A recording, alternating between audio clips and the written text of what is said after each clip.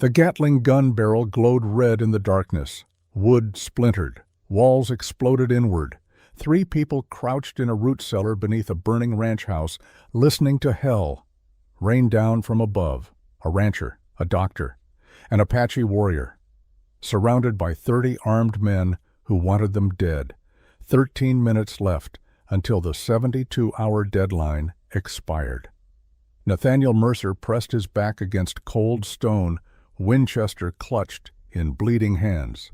Beside him, Aita checked her remaining arrows. 11 left. Across the narrow space, Doc Frost wrapped a tourniquet around his own leg, jaw clenched against pain. Above them, boots thundered. Men shouted. The house groaned as flames consumed it. People always ask how a man ends up here, bleeding, surrounded, waiting to die. The truth is simpler than most would think. It starts with a woman. It always does. 72 hours earlier, none of this seemed possible. December 9, 1883, Tuesday morning. The Arizona sun hung low and pale over Red Rock Market, casting long shadows between vendor stalls. Winter here meant crisp mornings and dust that didn't choke quite as badly as summer dust. Nate Mercer guided his horse through the crowd, leading a string of 8 animals behind him. Good horses, strong backs, calm temperaments. He'd spent 3 months training them, gentling them, turning wild desert mustangs into reliable mounts. Now he needed to sell them, needed the money for winter supplies, needed to keep his head down and avoid attention. For 2 years that strategy had worked. He tied the horses near the water trough and scanned the market with practiced caution. Ranchers arguing over cattle prices, women examining fabric bolts, children weaving between legs like tumbleweeds, the usual chaos of commerce. Then he saw it, the poster nailed to the post office wall. Wanted. Nathan Garrett. Murder. $1,500 reward. The sketch looked enough like him to make his stomach drop. 3 years old now, but still dangerous, still hunting him. He pulled his hat lower and turned away. A hand clapped his shoulder. Nate's hand moved toward his holstered Colt before he recognized the weathered face. Dr. Samuel Frost, 52 years old, former Union Army surgeon.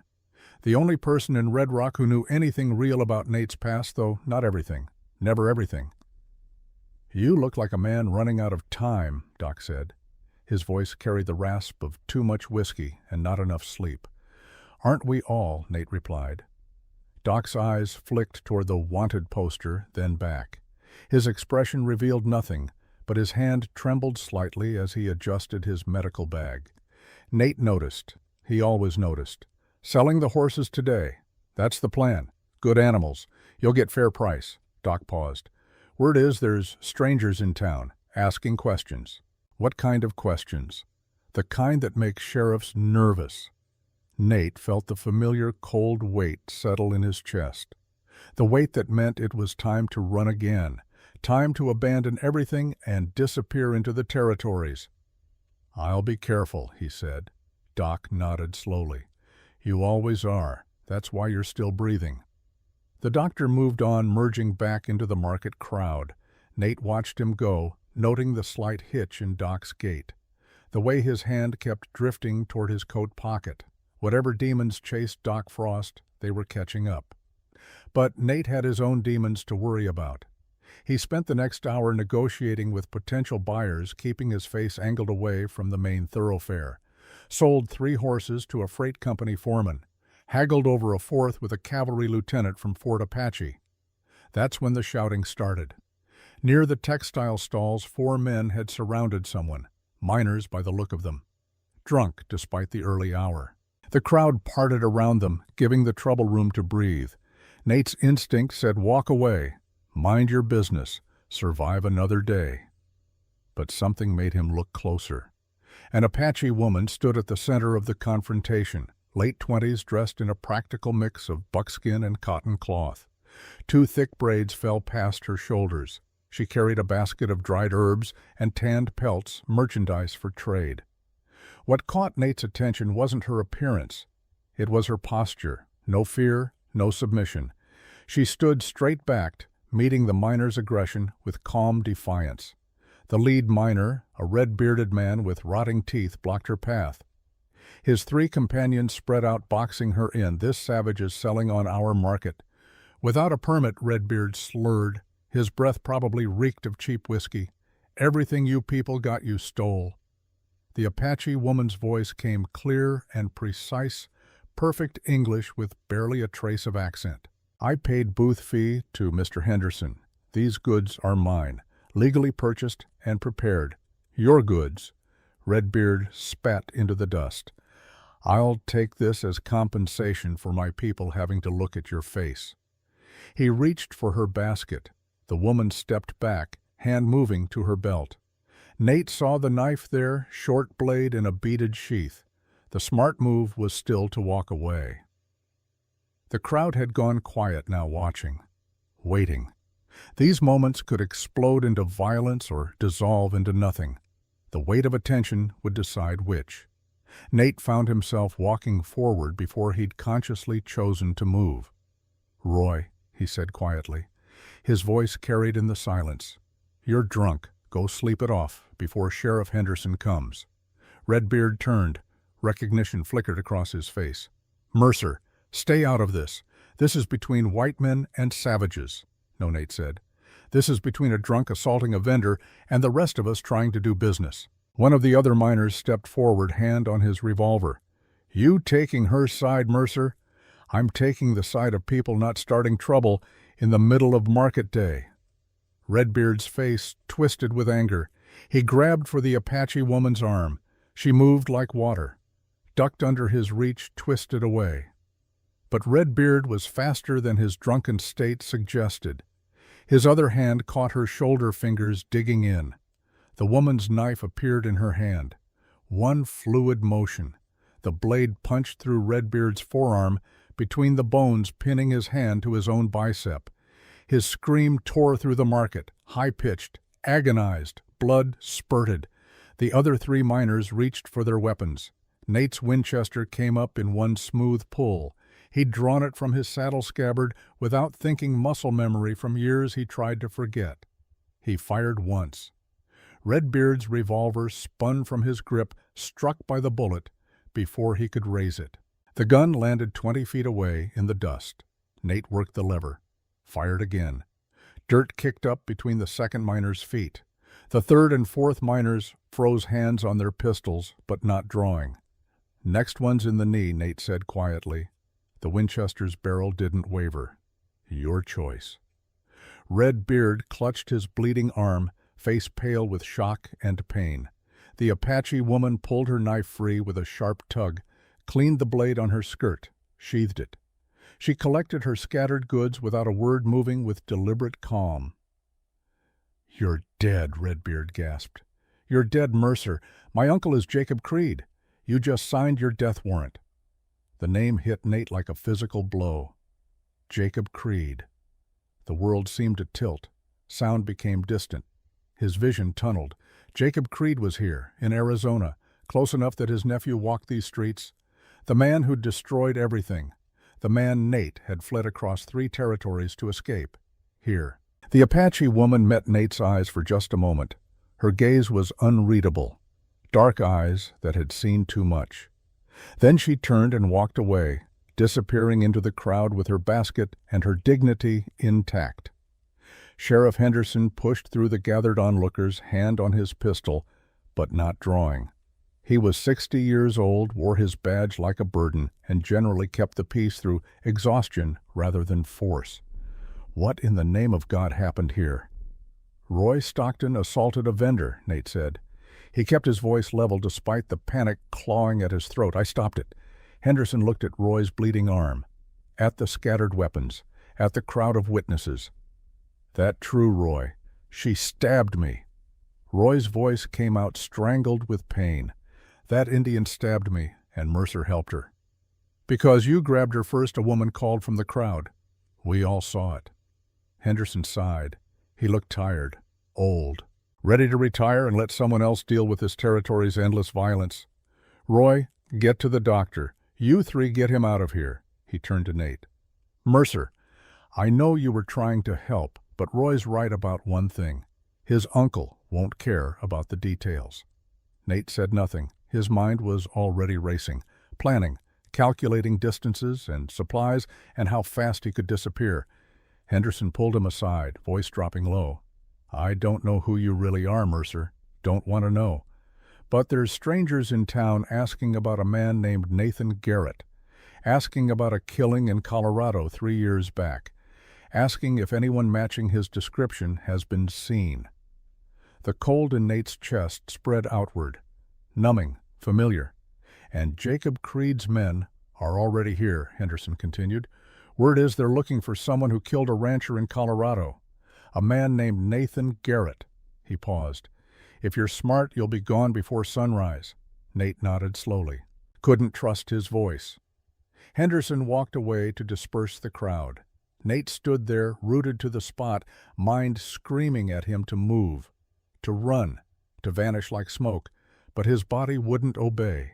Because 3 years ago, he'd run from Colorado without knowing the full truth, without knowing what Jacob Creed had done after he'd fled, without knowing if anyone else had died because of his cowardice. And now, Creed was here.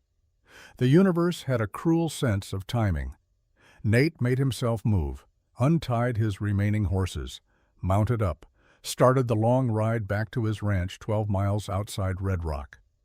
The whole way he felt eyes on his back. By the time he reached his property, the sun had passed its peak. The ranch wasn't much. 20 acres of scrubland, a small cabin he'd built himself, a stable and corral, a root cellar dug into the hillside. Home for 2 years, the longest he'd stayed anywhere since Colorado. He unsaddled his horse and led the animals to water. His hands moved through familiar tasks while his mind churned. Supplies? He'd need to pack supplies, food for a week, ammunition, blankets. He could be riding north by sunset, disappear into the territories, start over somewhere new with a new name, again, always again. The sound of hoofbeats made him spin hand on his colt. Doc Frost rode into view, medical bag bouncing against his saddle. The doctor's face was tight with worry. "Nate, you all right? I'm fine," Nate said automatically. Then more honestly, "I'm leaving. Tonight." Doc dismounted, tied his horse, followed Nate toward the cabin without being invited. "Creed's men are already talking," Doc said. "They're saying you're harboring a hostile Indian, that you attacked white men to protect a savage." "I didn't attack anyone. I stopped an assault. I know that. Henderson knows that. But Creed won't care about truth." Inside the cabin, Nate started pulling supplies from shelves. Jerky, hardtack, coffee, the essentials of running. Doc watched him for a long moment. Then, "When does it end, Nate?" "When I'm dead, I guess." "That's not a plan. That's surrender." Nate paused, hands on a bag of beans. "What else is there? Standing your ground, fighting back, trusting someone." "I trusted people once." Nate's voice came out harder than he intended. "It got them killed." Doc poured himself whiskey from Nate's bottle. His hand shook as he raised the glass. Nate noticed, always noticed. "You still having those dreams?" Nate asked. Doc didn't answer directly, just drank, set the glass down, poured another. They sat in silence. 2 men running from different ghosts in different days. The knock on the door made them both tense. Nate drew his Colt, moved to the window, looked out. No one there. Another knock from the back door. "Stay here," Nate whispered. He moved through the cabin, gun raised, eased the back door open. The Apache woman from the market stood on his porch, calm, unarmed except for her knife. A buckskin bag hung from her shoulder. In the fading daylight he could see her more clearly, late 20s, weather-worn skin marked by sun and wind, intelligent eyes that missed nothing. She wasn't beautiful in the conventional sense, but she carried herself with the kind of confidence that made beauty irrelevant.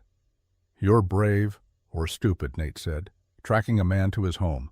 "Neither." Her voice was steady, desperate. "What do you want to speak with you? Alone?" She glanced past him, seeing Doc in the cabin or with witnesses. "Your choice." Nate lowered the gun but didn't holster it. "Come in." but I'm not making any promises." She stepped inside, looked around the cabin with an appraising eye. Clean, organized, books on a shelf, a chess set on the table, the home of a man trying to build something permanent in a temporary world. Doc stood, giving her a wary nod. "Ma'am?" She returned the nod. "Doctor?" "Your hands shake. Old wound or new vice?" Doc's face tightened. "New vice. Old war." She accepted this without judgment, sat down at the table without being invited, set her bag on the floor. "My name is Ayita. It means first to dance. My people are Chiricahua Apache. 50 of us 2 years ago, 11 now." Nate leaned against the wall, gun still in hand. What happened to the others? The same thing that happens to all Apache. We die, from bullets, from disease, from despair. She paused. "My eldest brother, Dakota, was our war chief. 4 months ago, militia attacked our hunting camp, killed him and 2 elders. My younger brother, Kami, is scouting new territory, gone 7 months. The men who remain are past 60 or boys under 12. That's hard," Nate said carefully, "but I don't know how I can help." Ayita reached into her bag, pulled out a small leather pouch, set it on the table. The pouch clinked. Heavy, metallic. "Gold," she said simply. "Enough to buy 15 horses, and a favor." Nate and Doc exchanged glances. What kind of favor, Nate asked, though part of him already knew he wouldn't like the answer. Ayita met his eyes directly, unflinching. "I need you to father a child with me." The silence that followed was absolute. Doc choked on his whiskey. Nate's gun hand lowered slowly. He stared at her, waiting for the punchline, the clarification that would make this make sense. None came. "Lady," he finally said, "I don't know what you think I am, but I'm not a stud horse. I know what you are." Ayita's voice remained calm. "You're a man running from his past, a man who fought when he didn't have to, a man with kind eyes despite whatever haunts him." She gestured at the cabin. "You build things, you read, you keep chess sets for a game that requires thinking 3 moves ahead. That doesn't mean I'm going to—" Nate couldn't even finish the sentence. "My people are dying," she said. "Not in battle, not with honor. We're disappearing like smoke. In 5 years, there will be no Chiricahua left. Unless someone carries our blood forward, there are other men, white men in towns." Her voice hardened slightly. "They use Apache women and leave. I've seen it. I need someone who will stay, who will choose to be a father, not just create a child and vanish. And you think that's me? I think you're desperate enough to say yes." She leaned forward. 90 days. "You teach me to fight with guns. I teach you Apache survival. We create a life that carries both our people's blood. Then you take this." She pulled a folded paper from her bag. Army Pathology Report. William Creed, 1880. Nate's world stopped. "Where did you get that?"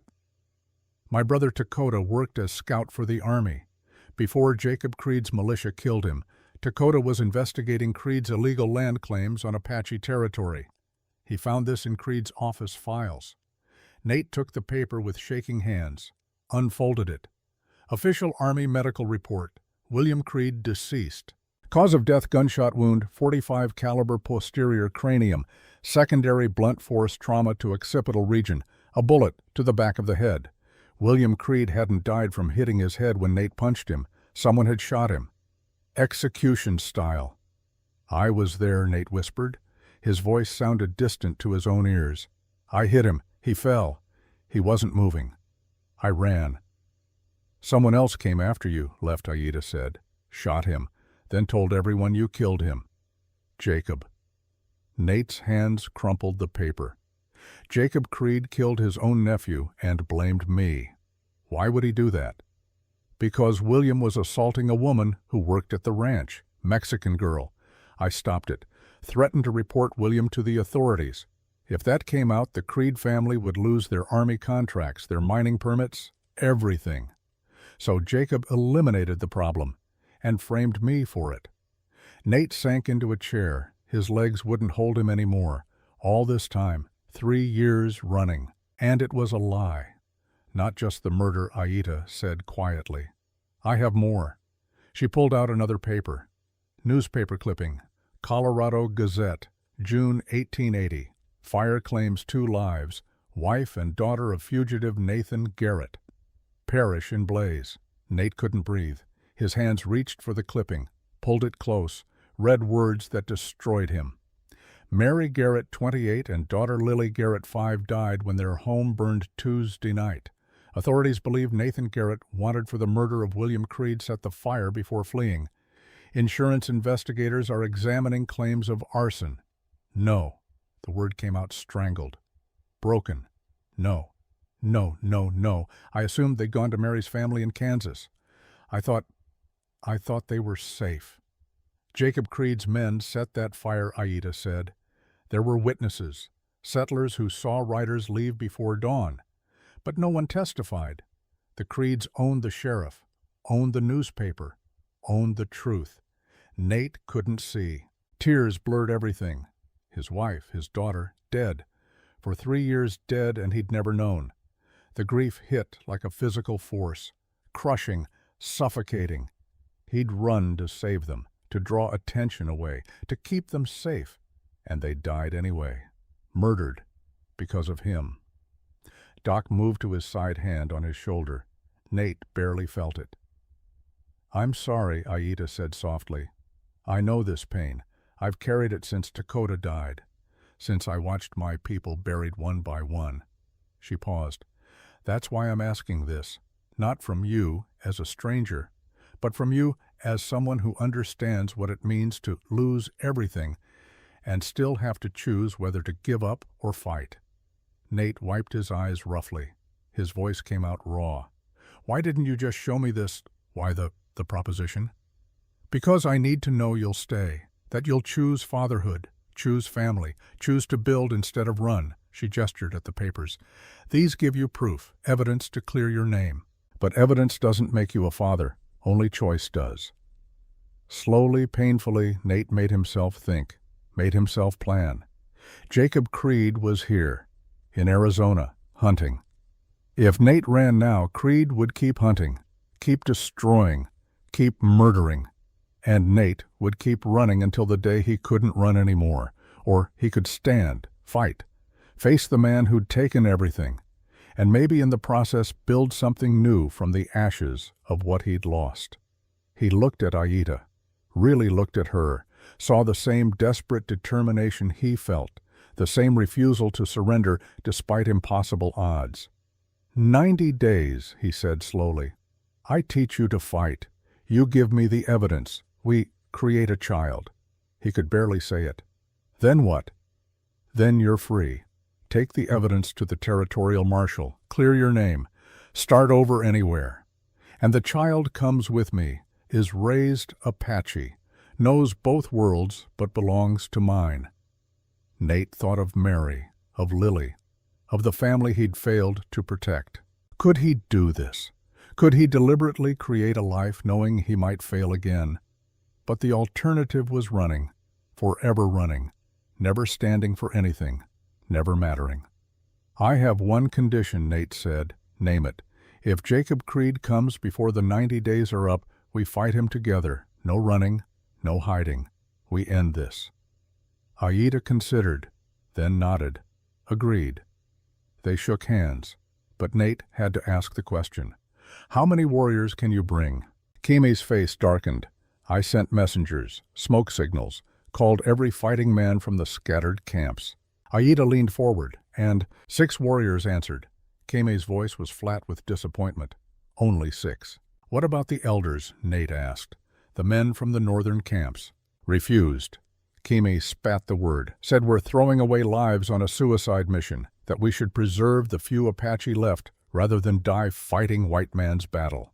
This isn't white man's battle, Aida said fiercely. Creed killed our brother. They don't care. They've given up. Kimi looked at his sister. It's 9 of us total. Yumi 6 warriors, Mercer and the doctor, against Creed's 50 or 60 men. The numbers settled heavy. Those 6 are the fiercest warriors left, Kimi continued. Each worth 10 white men in a fight, but we're badly outnumbered.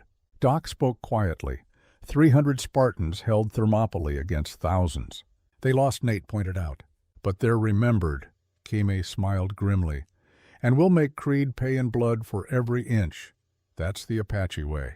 Her grip was strong, calloused, the grip of someone who'd worked and fought and survived. Doc cleared his throat. You two are insane. Probably, Nate agreed, but I'm tired of being sane and miserable. Aida stood, picked up her bag. I'll return tomorrow. Bring supplies. We have much to prepare. She walked to the door, paused, looked back. Thank you, she said quietly, for today, for this, for not running. Then she was gone, disappearing into the twilight. Nate and Doc sat in silence. You really going to do this? Doc finally asked. Nate looked at the papers on the table. Evidence of murder. Evidence of lies. Evidence that everything he'd believed for 3 years was false. Yeah, he said, I really am. Doc poured them both whiskey. They drank without talking. Outside, night fell over the Arizona desert. Stars emerged cold and distant. Somewhere out there, Jacob Creed was planning, hunting, coming. And for the first time in 3 years, Nate wasn't running to meet him. He was standing still, waiting, ready. The choice was made. Now came the consequences. Morning arrived cold and clear. Nate woke before dawn as he always did. The nightmares had been worse than usual. Mary's face in the flames, Lily's small hand reaching for him through smoke that never cleared. He splashed water on his face from the basin, dressed, strapped on his gun belt more from habit than need. Outside, frost glittered on the scrubland. His breath misted in the air. A figure stood by the corral, perfectly still. Aida. She wore practical clothing today, dark cotton shirt, buckskin pants, boots that had seen hard miles. Her hair was braided tight. A rifle rested against the fence beside her. How long have you been here? Nate asked. Since before sunrise. Your horses were restless. I calmed them. Nate looked at his animals. They did seem quieter than usual, more settled. You have a gift with them. My people have always understood horses. We learned from the Spanish. Improved on their methods. She ran her hand along a mare's neck. This one is pregnant. Did you know Nate hadn't?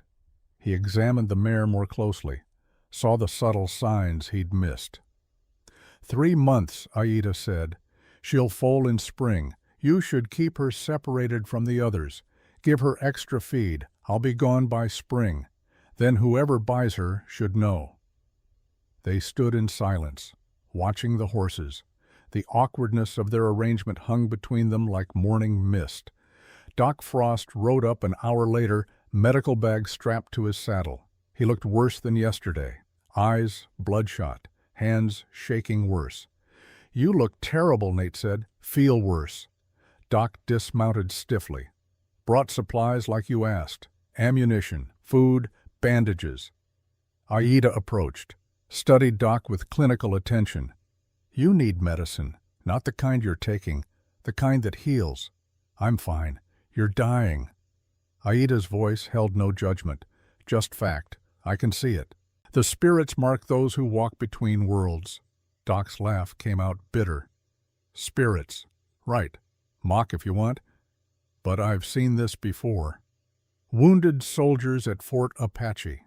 They drink away the pain. The pain grows. They drink more. Eventually, the bottle becomes the only thing keeping them alive, and the thing killing them. Doc said nothing, just pulled a flask from his coat. Aida took it gently from his hand, opened it, sniffed, poured it onto the ground. Hey, Doc reached for it. If you fight with us, you fight sober. If you want to die drunk, do it somewhere else. The harshness of her words cut through Doc's protest. He stared at the dark stain in the dust, at 3 years of forgetting soaking into Arizona dirt. I can't, he whispered. I can't face it sober. Then you'll die facing nothing. Aida handed back the empty flask. Choice is yours. She walked away to examine the ranch's perimeter. Doc looked at Nate. His eyes held the desperate plea of a drowning man. Your call, Doc, Nate said quietly. But she's right. If Creed comes, I need you sharp, not numb. Doc closed his eyes, nodded once, pocketed the empty flask. They spent the morning preparing. Aida mapped the ranch's defensive positions with tactical precision that surprised Nate. She thought like a soldier. Identified sight lines, choke points, areas of cover. "You learned this from your brother," Nate asked. "Dakota taught me war, but our father taught him, and his father before. Apache have fought Spanish Mexican-American for 300 years. We've learned how to make numbers meaningless." She pointed to a low ridge 200 yards north. "Horses can't charge up that. Too steep, but a man with a rifle could hold it against 20. What about the south approach, too open? They'd see us coming. Better to let them come than trap them." She sketched in the dirt with a stick.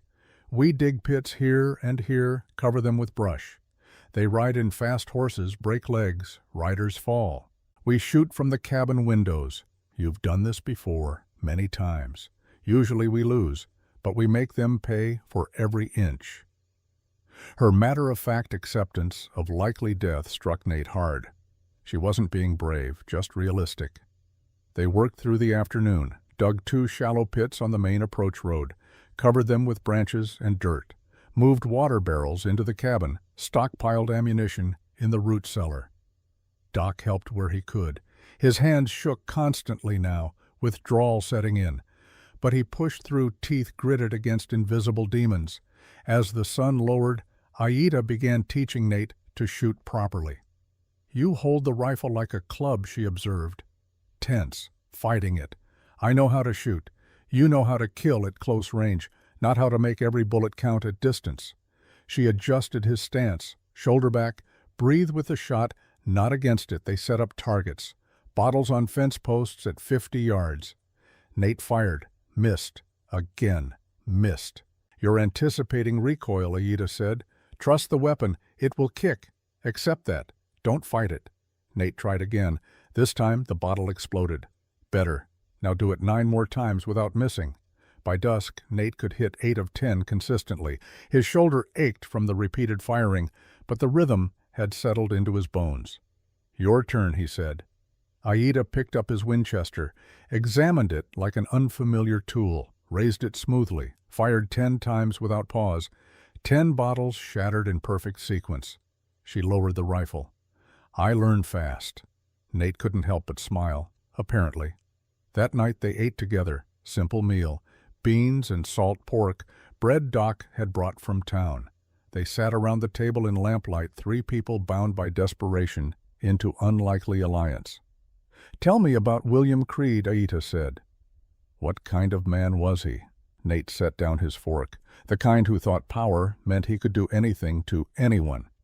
He'd hurt women before. Mexican workers, prostitutes from the mining camps. Nobody stopped him because of his family name.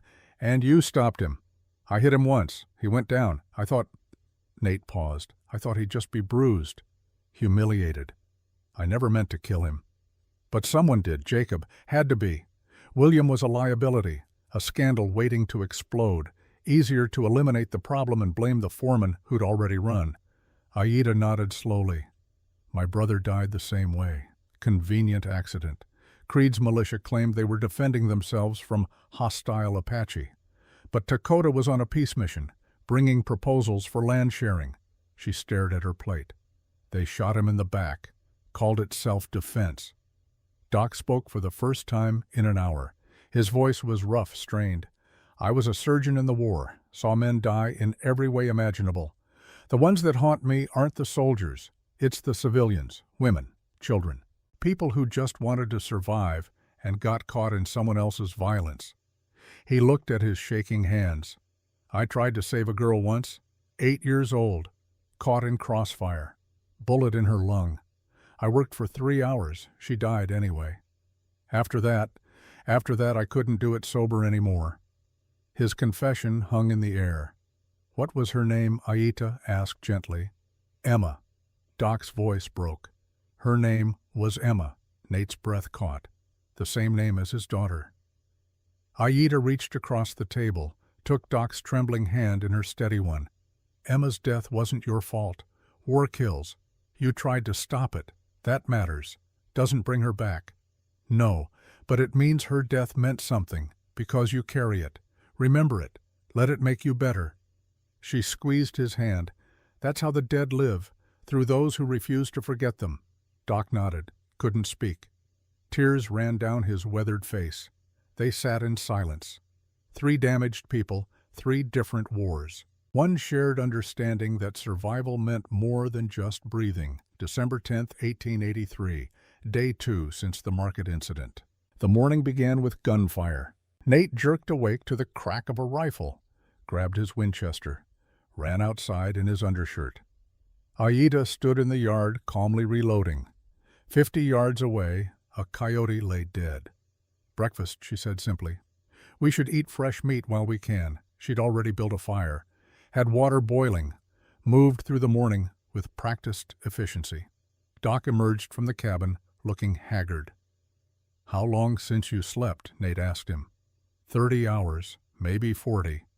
Doc's hands shook as he poured coffee. "The tremors are getting worse."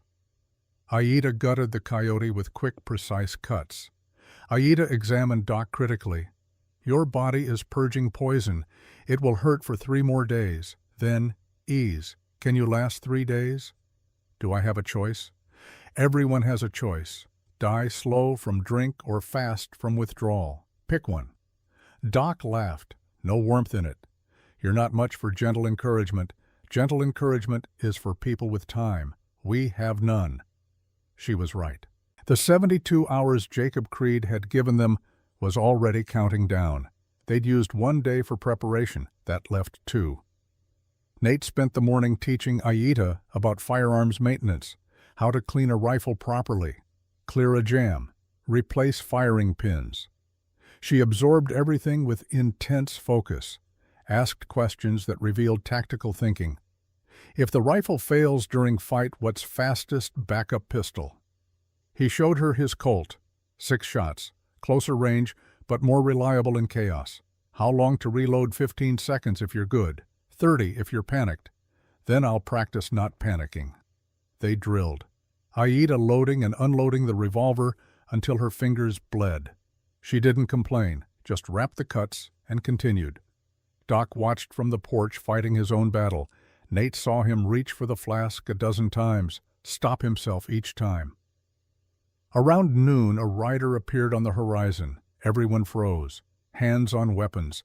The rider came slowly, hands visible. No threatening moves. As he got closer, Nate recognized the horse, then the rider, Sheriff Henderson. The old lawman dismounted wearily, looked at the 3 of them, at the obvious preparations. "Came to warn you," Henderson said. "Creed's in town. Brought 40 men, maybe more. They're asking about you, Mercer, and about an Apache woman who stabbed Roy Stockton." "What did you tell them?" Nate asked. "Nothing, but others talked. You know how it is. Creed's offering money for information. People have families to feed. How long do we have?" "He's giving you until noon tomorrow, 72 hours from the market incident. Then he's coming out here with his whole force, to arrest us." Henderson's expression was grim. "He's not bringing arrest warrants. He's bringing Gatling guns." The words settled like stones. "You could leave," Henderson continued. "Head north. I'd give you an hour head start before I tell anyone you're gone." "And he'd burn Red Rock looking for us," Aida said. "Kill anyone who might have helped." Henderson didn't deny it. "We're staying," Nate said. "If Creed wants a fight, he'll get one. 3 against 40. Henderson shook his head. "That's not a fight. It's suicide. Then we'll make it expensive suicide." Henderson studied them, saw the resolve, sighed. "You need help. I can't give it officially. But Doc, you remember Henry Wade?" Doc's head came up. "Major Wade, Indian Affairs." "Same. He's at Fort Apache right now, investigating Creed's militia for illegal land seizures. If someone could get word to him." "How far to Fort Apache?" Nate asked. 40 miles. Hard ride. 8 hours if you push it." Aida spoke. "I'll go." "No," Nate said immediately. "You're pregnant." "Exactly. I'm the one they least expect to run, and I know trails that cut the distance. I can be there in 6 hours. It's too dangerous, more dangerous than staying here." She looked at him steadily. I'm not fragile, Nathaniel. I'm Apache. We run 40 miles before breakfast. Nate wanted to argue, but she was right. She had the best chance. Henderson pulled a sealed letter from his coat. Give this to Wade. It's my official report on Creed's activities. Murders, extortion, land theft. Should be enough to bring Army intervention. If he arrives in time, Doc said quietly. If he doesn't. Henderson replied, I'll make sure people know what happened here, who the real criminals were. Small comfort, but it's what I can offer.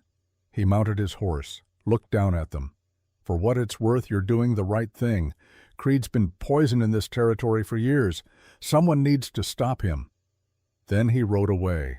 Aida prepared quickly. Light pack, canteen. The letter tucked in her shirt. She moved with smooth efficiency. Nate caught her arm as she mounted. Be careful.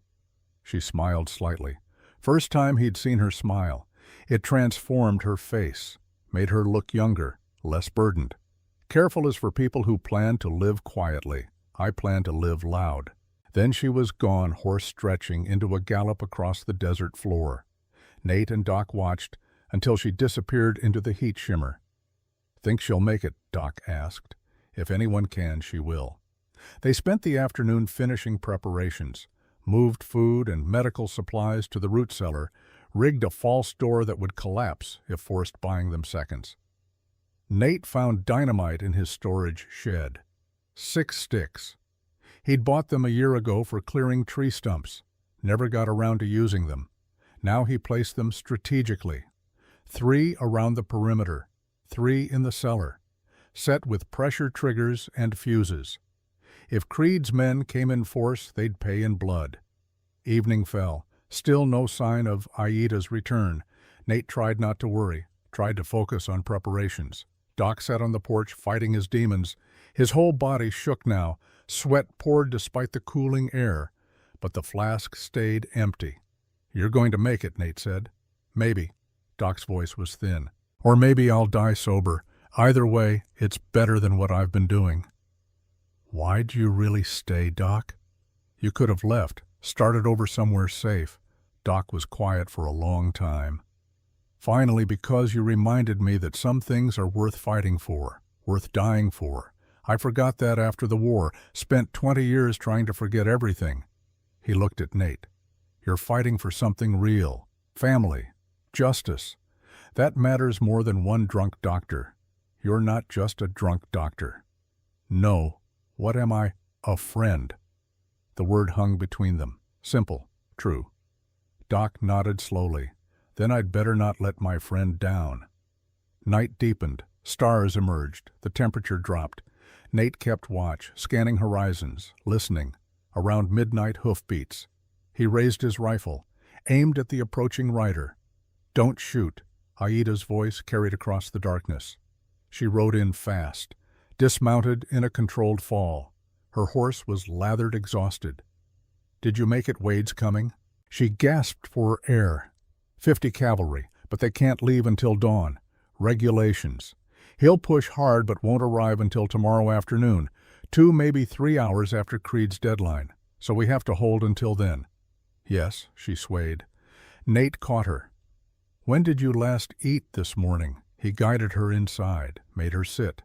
Doc brought water. While Aida recovered, she told them what Wade had said. The major had been building a case against Creed for months. Witness statements, evidence of murdered Apache, falsified land claims. But he needed one more piece. Someone willing to testify publicly. That's you, Aida said to Nate. You're the witness that breaks Creed's protection. If we survive long enough for you to testify. Big if. The biggest. They ate cold rations, checked weapons one last time, tried to rest, though none could sleep. Hours crawled past. At dawn, Nate stood on his porch watching the sunrise, maybe the last sunrise he'd ever see. Aida joined him. She moved stiffly, sore from the hard ride. Tell me about your daughter, she said quietly. The real one, Lily. Nate's throat tightened. She was 5, loved stories. Her mother read to her every night. Little Women was her favorite. What happened to her? Creed happened. same as everyone else he's touched. If we live, Aida said we should name our child Lily. If it's a girl. Nate looked at her. She met his gaze steadily. You mean that I never say things I don't mean? Something shifted between them. Not love, not yet.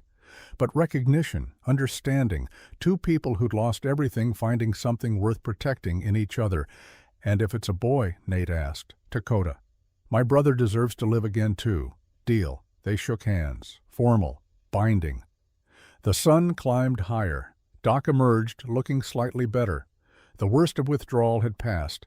His hands still shook, but less violently. What time is it? He asked. 8:30, 3.5 hours until deadline. They took positions. Doc on the second floor with a rifle. Good vantage point. Clear fields of fire. Aida in the barn. Height advantage. Covered the eastern approach. Nate in the cabin. Central position. Ready to move wherever needed. 9 o'clock came and went. 9:30. 10. At 10:15, dust rose on the southern horizon. They're coming, Doc called down. Nate's heart hammered. This was it. No more running. No more hiding. Time to stand. The riders emerged from the shimmer. Not 40, more like 50, maybe 60. They came slowly, deliberately, a show of overwhelming force.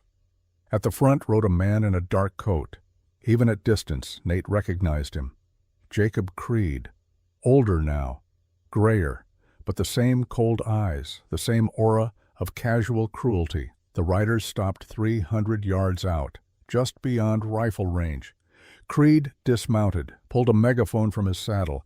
His voice carried across the distance, amplified, theatrical. Nathan Garrett. You murdered my nephew. You murdered your own family. Come out and face justice. Nate stepped onto the porch, held up the Army pathology report, high enough for Creed to see even at distance. I have proof you killed William, proof you framed me, proof you're a murderer and a liar. Creed laughed. The sound echoed, mocking. You think anyone cares about paper? I own the territorial judge, I own the marshals. That report means nothing. It will to Major Wade. Wade's 40 miles away. I'm here now. And I have 60 men. You have what? 3. He raised his hand. Last chance. Send out the Apache woman. You can ride away. Live to run another day. Nate looked back at the cabin, at Aida visible in the barn window, at Doc on the second floor, his family now, the only one that mattered. He turned back to Creed, shouted across the distance, No!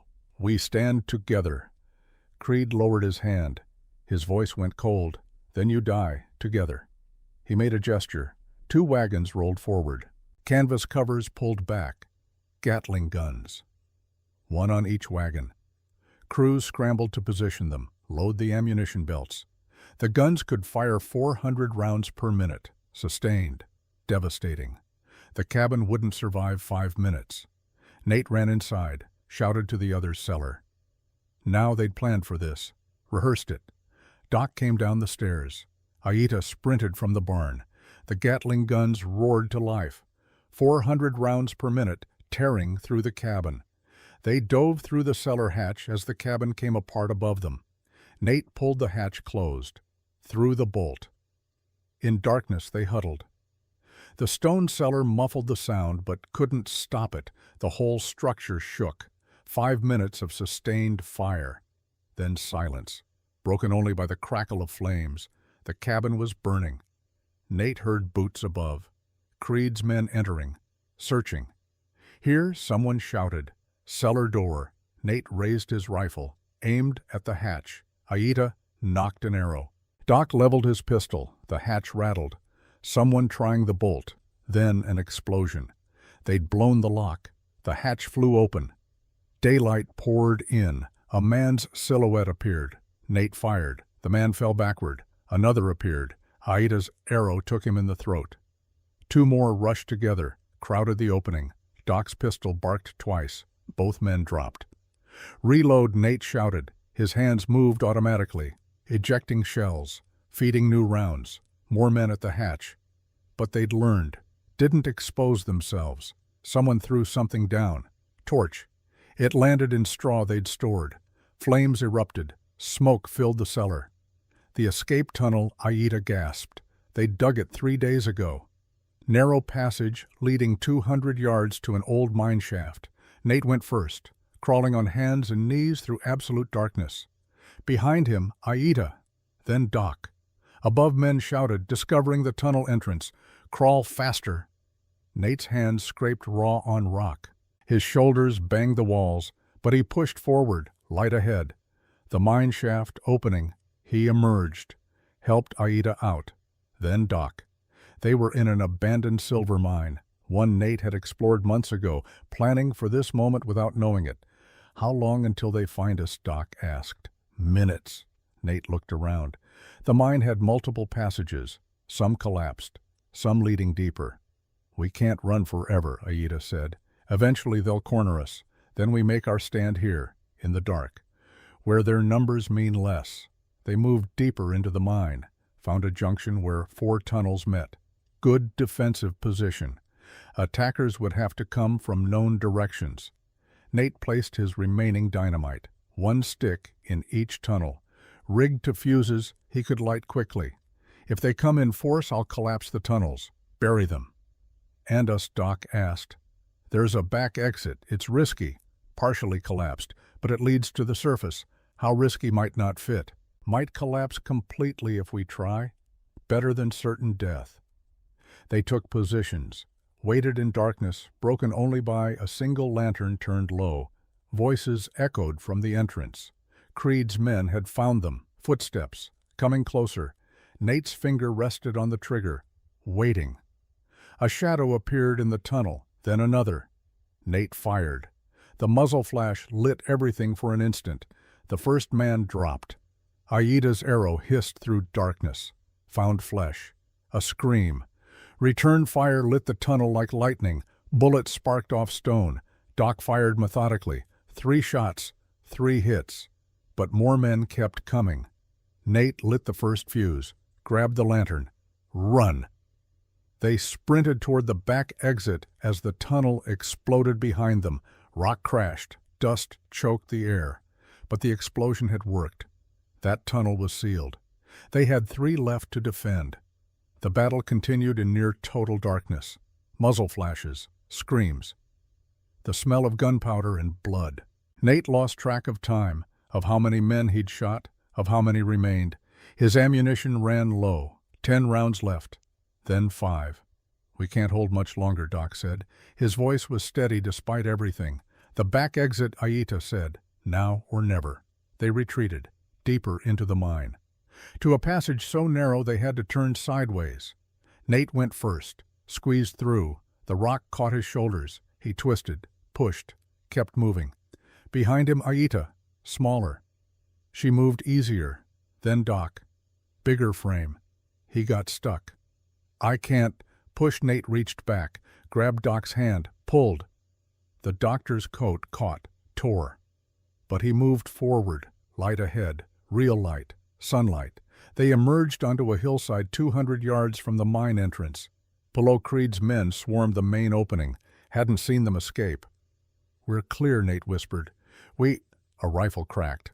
Doc jerked, staggered. Blood bloomed across his left side just above the hip. Not center mass, not immediately lethal, but bad enough. He dropped to one knee, hand pressed against the wound. His face went pale. From a ridge above a sniper, one of Creed's men had circled around. The sniper worked his bolt, aimed at Aida. Nate's rifle came up, his last bullet. He fired. The sniper dropped. Doc. Nate started toward him. Go! Doc gasped, waving them away with his free hand. His voice was tight with pain, but clear. I'll slow them down, buy you time. We're not leaving you. You have to. Doc's eyes locked on Nate's. For the baby, for Aida, for everything we fought for. He raised his pistol with shaking hands. I didn't stay sober this long to waste it. Now go. Aida grabbed Nate's arm. Her grip was iron. We honor his choice by living. They ran. Behind them, Doc Frost braced himself against a rock, raised his weapon, fired methodically at the pursuing riders. Not to kill, to slow, aiming for horses' legs, for dirt in front of hooves, making them scatter, making them cautious. Each shot counted, each second bought. His vision blurred. blood loss making the world tilt, but his hands stayed steady. The morphine addiction had taught him one thing: how to function through agony. Now he used that skill for something that mattered. When Major Wade's cavalry thundered in 20 minutes later, they found Dr. Samuel Frost unconscious, slumped against the rock, pistol empty, pulse thready but present. Lieutenant Carlson dismounted, checked him, shouted, "Surgeon, we have a wounded man here." The Army surgeon, Captain Ross, worked quickly, examined the wound. Bullet entered left flank, exited clean, missed the kidney by 2 inches, but it went through the lower spine. He looked up grimly. He's alive, but if he survives, he may never walk again. Get him on a wagon. We're taking him to Fort Apache. They carried Doc away carefully, still breathing, still fighting, still alive. They had no time for grief. Men were coming up the hillside. Nate took Doc's remaining ammunition, his medical bag, the evidence papers stuffed inside. They ran. Across open ground, no cover, rifles cracking behind them. Aida stumbled. Nate caught her. "Keep moving!" They reached a dry wash, slid down the embankment, followed it north. Behind them, pursuit continued, but the wash provided cover, twisted enough to break line of sight. They ran until their lungs burned, until their legs gave out, finally collapsed in the shadow of a rock formation. Checked themselves. Miraculously, neither was hit. Checked the time, 1:15.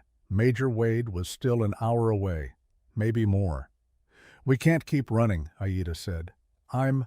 She touched her stomach. "The baby." Nate understood. The stress, the running. It could cost them everything. "We hide, wait for Wade." Where he looked around, the landscape offered little. Then he saw it, a cluster of boulders, creating a small cave, barely big enough for 2, there. They squeezed inside, pulled brush over the entrance. In the confined space, they sat pressed together, breathing hard. Aida's hand found his, squeezed. No words, none needed. They waited in silence, listening to Creed's men search, calling to each other, getting farther away. Time crawled. 2 o'clock came, 2:30. At 2:45, new sounds, different. Bugles, cavalry bugles. Aida's eyes met Nate's. Wade. They emerged carefully, looked south. A column of cavalry rode hard, 50 men, led by an officer on a white horse. Behind them, Creed's scattered forces tried to regroup. Too late. The cavalry swept through like judgment, surrounding, disarming. Nate and Aida made their way down, slowly, carefully. The officer saw them, rode forward. Major Thomas Wade, 45, hard eyes, harder reputation. "Nathan Garrett." "Yes, sir?" Wade looked at Aida. "And you're the Apache woman who killed Roy Stockton self-defense," Nate said quickly. "I have proof of everything. Proof Creed murdered his own nephew, murdered my family, murdered Apache on false pretenses." He handed over the medical bag, the pathology report, the newspaper clippings, Doc's notes. Wade examined them. His expression never changed, but something flickered in his eyes. Where's Creed still out there? Somewhere. Wade turned to his men.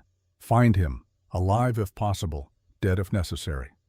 They found Jacob Creed an hour later, trying to reach his horse, trying to run. For once, someone else was running. They brought him in chains, thrown across a saddle like cargo. Wade had him dumped at Nate's feet. This the man. Nate looked down at Jacob Creed, older, grayer. But those same cold eyes.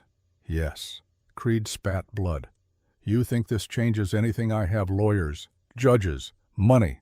You have nothing," Wade said. "Your land claims are void, your contracts canceled, and you're going to hang for murder, multiple counts." Creed's confidence cracked. Panic showed through. "You can't prove." "We have witnesses, evidence, and a U.S. Army investigation that's been building for months. You're done." Creed looked at Nate, real fear in his eyes now. "Mary," Nate said quietly. "Her name was Mary, my wife, the woman you murdered, and Lily, my daughter, 5 years old. You burned them alive." Creed said nothing. "I want you to know their names. Remember them when they hang you, when you're choking, dying. Remember Mary and Lily. Remember, they mattered more than your greed. Creed's face twisted, with rage, with fear, with something that might have been shame. Wade's men took him away. The battle was over. Victory felt hollow. Doc was dead. 12 of Creed's men dead. 3 of Wade's cavalry wounded. Too high a price, but paid nonetheless. That night they made camp. Wade's men. Nate, Aida. They buried Doc properly, full military honors. Wade saw to it personally. As the sun set, Nate stood over the grave. Aida joined him, put her hand on his arm. He died sober, she said softly. He died fighting for something real. That's what he wanted, I know. They stood together as stars emerged. Tomorrow Wade would take them to Fort Apache, take statements, begin the legal process. But tonight, they had survived. Against impossible odds, 3 had become 2. But those 2 carried something forward: hope, justice, and life. The baby growing inside Aida was real now, undeniable, a future they'd built from ashes and blood. Nate looked at the woman beside him, saw strength, saw courage, saw something he thought he'd never feel again. Home, not a place, a person. What happens now? Aida asked. Now Nate said, we keep our promises. We live, we build, we make sure their deaths meant something. She nodded, leaned against him. And for the first time in 3 years, Nate felt something other than guilt. He felt purpose. The war wasn't over. The legal battle would be long. Creed had allies, resources, but they had truth and each other. That would have to be enough, because it was all they had, and everything they needed. The cavalry escort reached Fort Apache 3 days after the battle, 3 days of slow riding. Careful movement. Aida needed rest. Her body had been pushed too hard. Major Wade gave them quarters, small but clean. Privacy, while the legal machinery ground forward. Nate spent those days giving testimony, hour after hour, every detail of what happened in Colorado, every witness he could remember, every piece of evidence Doc had died protecting. Wade's adjutant, a meticulous lieutenant named Carlson, recorded everything, built a case piece by piece, letter by letter. Meanwhile, Jacob Creed sat in the stockade, waiting. His lawyers arrived from Denver, expensive men in expensive suits who promised salvation. They promised nothing but delay. On the 4th day, Aida collapsed. Nate found her on the floor of their quarters, conscious but weak, bleeding. He carried her to the infirmary, screaming for the post surgeon. Captain William Ross, Army surgeon, 35 years old, veteran of a dozen frontier campaigns. The baby, Nate asked. His voice shook. Vasquez didn't answer immediately, continued his examination, finally looked up. She's losing blood, the stress, the running, the fighting. It's taken a toll. He met Nate's eyes.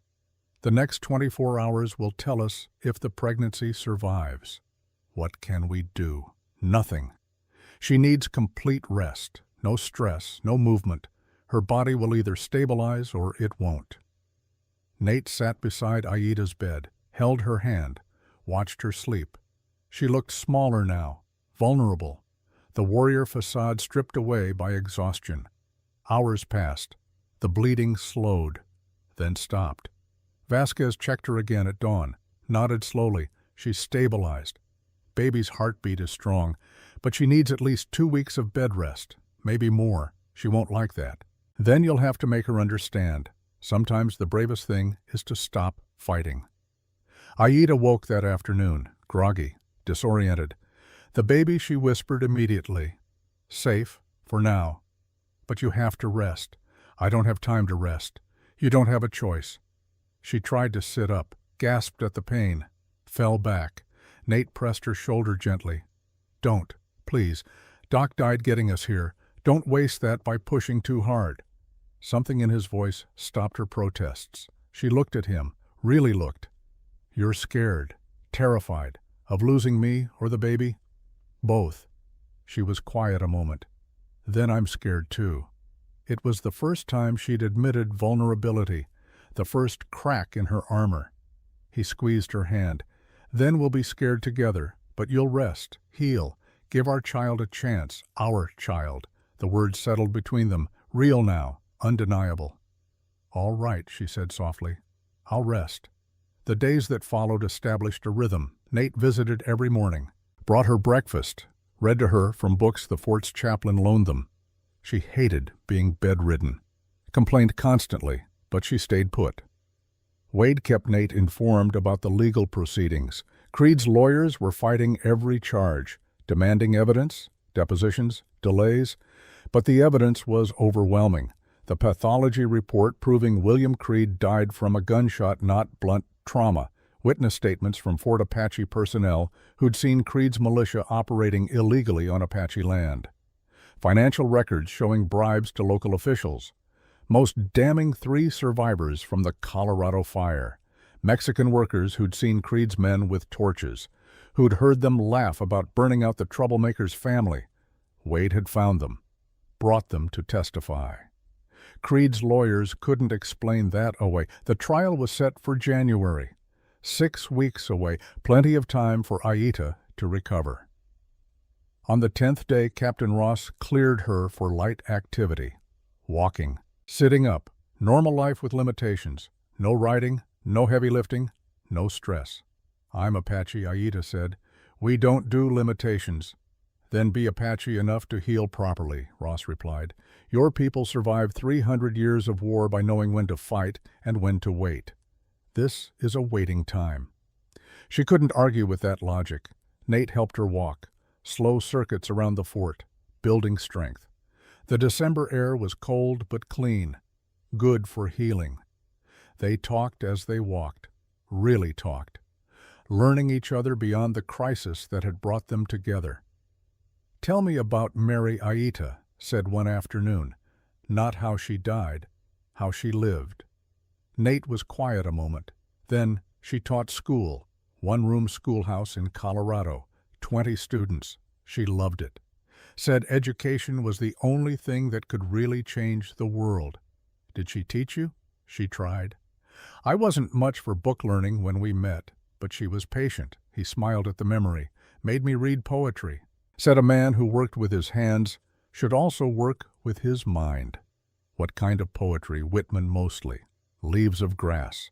All that transcendentalist stuff about nature and the soul. Do you remember any Nate thought? Then recited slowly, I bequeath myself to the dirt to grow from the grass I love. If you want me again, look for me under your boot soles. Aita smiled. That's beautiful. Sad but beautiful. Mary said all the best poetry is sad, because it's honest about what life costs. They walked in silence. Then Aita said, My mother used to sing Apache songs, very old, about the first people who came from the earth. She said singing was how we remembered who we were. When everything else was taken, songs remained. Sing me one. Aita hesitated, then began. Her voice was untrained but pure. The Apache words flowed like water over stone, ancient, elemental. When she finished, Nate said, What does it mean? It's a birthing song, about bringing new life into a hard world, about promising the child you'll fight to give them better than you had. She touched her stomach. My mother sang it when I was born. I'll sing it for our child. Our child. The phrase still struck Nate, still felt impossible and inevitable at once. What if I'm a terrible father, he asked quietly. What if I'm a terrible mother? You'll be amazing. How do you know? Because you fight for what matters. That's what parenting is, fighting every day to give them a chance. They'd reached the edge of the fort, looked out at the Arizona landscape. Endless, beautiful, brutal. When the trial's over, Aita said, What then? I don't know, Nate admitted. I've spent 3 years running, never thought about what comes after standing still. We could go back to your ranch, rebuild.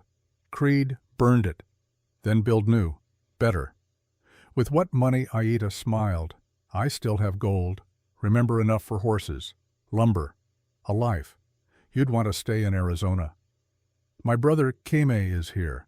My people are here. What's left of them? She paused. Unless you want to leave. No. Nate realized it was true. I'm done running.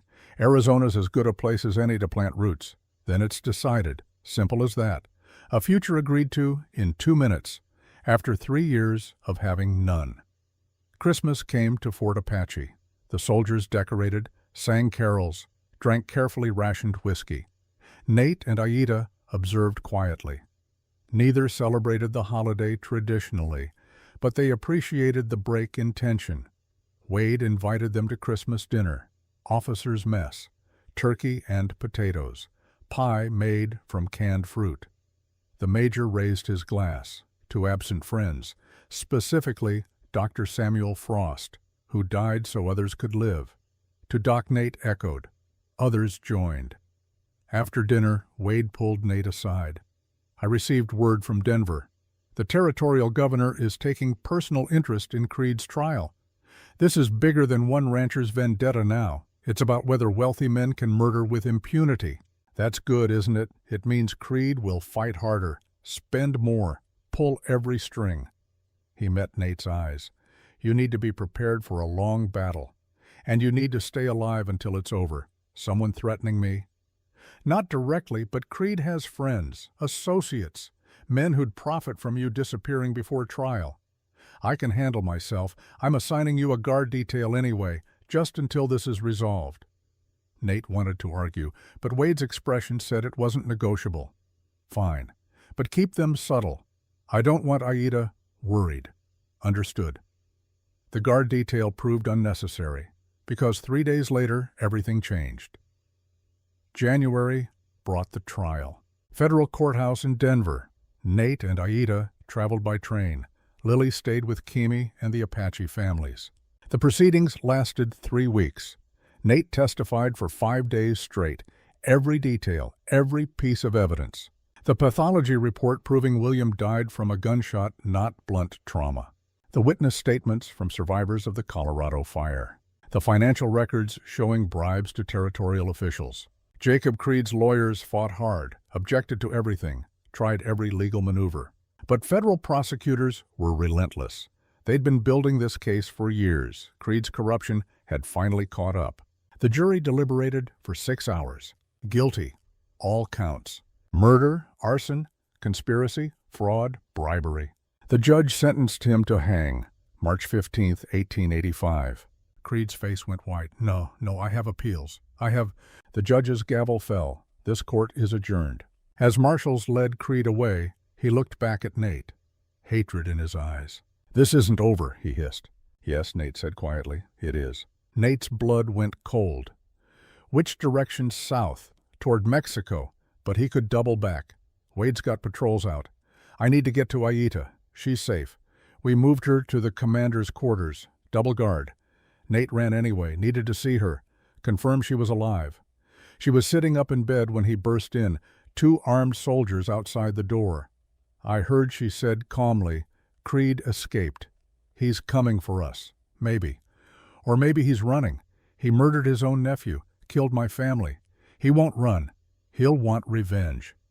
Then we prepare. We can't fight here. This is a military fort, so we leave. You're not strong enough. I'm strong enough to survive. That's all that matters. Nate wanted to argue, but her eyes held that Apache determination. Immovable. Wade arrived an hour later, confirmed their worst fears. We found where Creed went. He didn't go south. He went to Red Rock, rounded up what's left of his militia, maybe 30 men. They're armed and moving this direction. How long do we have? They left Red Rock 4 hours ago, moving fast. Figure they'll be here by nightfall. Can the fort hold against 30 men? Easily. But Creed's smart. He won't attack the fort directly. He'll wait. Ambush supply wagons, pick off patrols, turn this into a siege. Nate understood. Creed wanted him specifically. Would use the threat to military personnel as leverage. I won't let soldiers die for me, Nate said. I'll leave, draw him away. That's what he wants. Get you isolated, kill you, destroy the prosecution's key witness. So what do we do? Wade thought.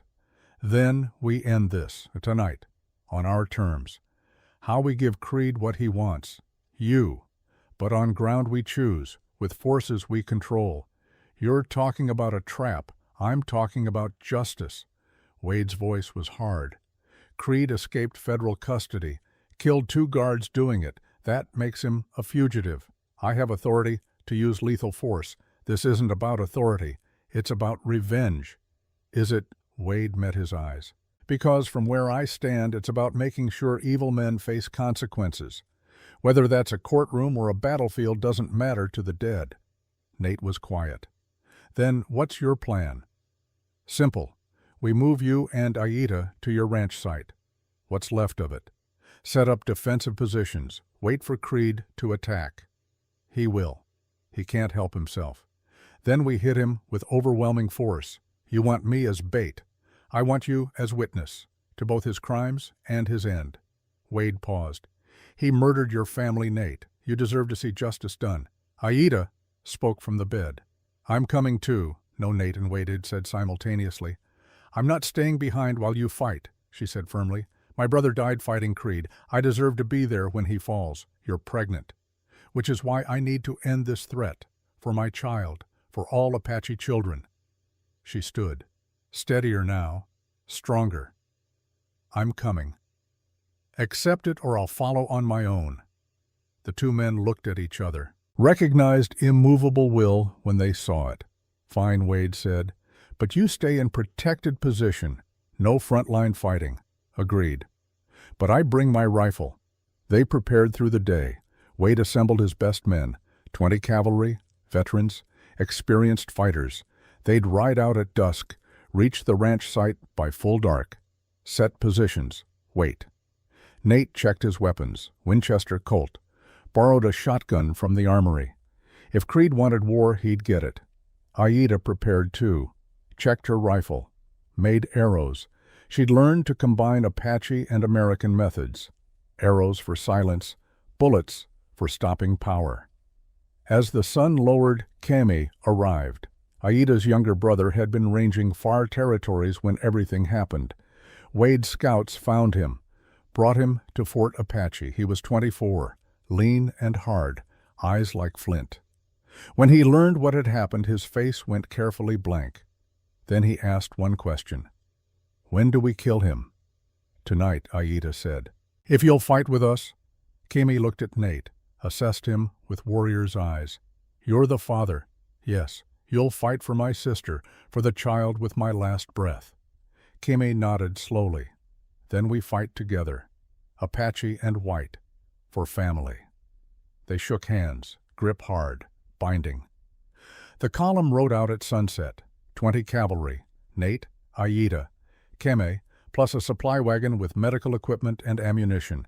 The ride took 4 hours. They moved cautiously, scouts ahead, flankers watching. The ranch site appeared under moonlight, burned timber, collapsed walls, the cellar entrance visible as a dark hole. Wade positioned his men, 10 in the tree line east, 10 in rocks west, clear crossfire on the main approach. Nate, Aida, and Cami took position in the cellar, protected, central, able to support either flank. Then they waited. Midnight came, 1 a.m. 2. At 2:30 a scout returned at gallop. They're coming, 30 riders, maybe more, moving fast. Positions, Wade ordered quietly. Men checked weapons, settled into cover, professionals preparing for violence. Nate's heart hammered. This was it. End of 3 years running. End of Jacob Creed's reign. One way or another, it ended tonight. The riders appeared at 3 a.m., dark shapes against darker night. They approached cautiously, wary of trap. Leading them Jacob Creed. Even in darkness, Nate recognized his posture, his arrogance. Creed reined up 200 yards out, just beyond easy rifle range. He called out, voice carrying in night silence, Nathan Garrett. I know you're here. I can smell your cowardice. Nate said nothing, waited. You cost me everything. My business, my name, my freedom. For what? A dead nephew who deserved what he got, a wife and brat. I did you a favor, Burning. Nate's finger tightened on his trigger. Aida's hand on his shoulder stopped him. "Not yet," she whispered. "Let him come closer." "You want justice," Creed continued. "Fine. Come out. Face me man to man. Or hide like the coward you are." Still Nate waited. Discipline learned from Aida. Patience learned from Doc. Creed's rage built. "You think the Army will protect you forever? You think this ends with a trial? I have friends in Denver. In Washington, I'll walk free and you'll hang." The lies were pathetic now, desperate. A drowning man grasping. Fine, Creed screamed. "If you won't come out, I'll burn you out." Again, he gestured. His men dismounted, started gathering brush, building torches. Wade spoke quietly to his lieutenant. On my signal, the lieutenant relayed the order. Rippling through the positioned soldiers, Creed's men lit their torches, started forward 50 yards, 40. "Now," Wade said. 20 rifles fired as one. Muzzle flashes lit the night like dawn. Creed's men scattered. Half went down in that first volley, dead or wounded. Return fire came wild, panicked, hitting nothing. Reload, Wade's voice cut through chaos. Controlled. Professional. Second volley. More precise, targeted, more men down. Creed screamed orders, trying to rally. But his militia were thugs, not soldiers. They broke. Ran for horses. Cavalry pursued. Sabers out. The old way. Brutal and efficient. The battle lasted 10 minutes, maybe less. When silence fell, 23 of Creed's men were dead or captured. The rest fled into darkness. But Jacob Creed was gone. "Find him," Wade ordered. "He can't have gone far." Soldiers spread out, searching. Nate climbed from the cellar, looked across the battlefield. Carnage in moonlight. The price of violence paid in full. Movement caught his eye. Near the collapsed barn. A shadow separating from shadows. There. He moved without thinking, following. The shadow ran. Nate pursued. They crashed through scrub, over rocks. Creed older but desperate. Nate younger but tired. Creed stumbled, fell, scrambled up. Nate tackled him. They went down in a tangle. Fists flew, wild, undisciplined. Pure rage from both men. Creed was stronger than he looked. Landed a punch that split Nate's lip. Nate drove his knee into Creed's ribs. Heard something crack. They rolled, grappling. Each trying for advantage. Creed's hand found a rock, swung it, caught Nate's temple. Stars exploded. Creed scrambled up, ran again. Nate shook off the daze, pursued. They reached the mine entrance, the escape route from days ago. Creed plunged into darkness. Nate followed. Inside, pitch black. Nate's hands found the walls, guided himself forward, heard Creed's labored breathing ahead. "You can't run forever, Jacob," Nate called. His voice echoed. "I learned that the hard way." "Watch me," Creed's reply came from deeper in. "This mine's unstable. It could collapse. Good. We'll die together." "At least I'll have that satisfaction." Nate kept moving, careful, feeling each step. A sound behind him. Footsteps. Light bloomed. A lantern. Kemi stood at the entrance, holding the light, Aida beside him. "We can't let you face him alone," Aida said simply.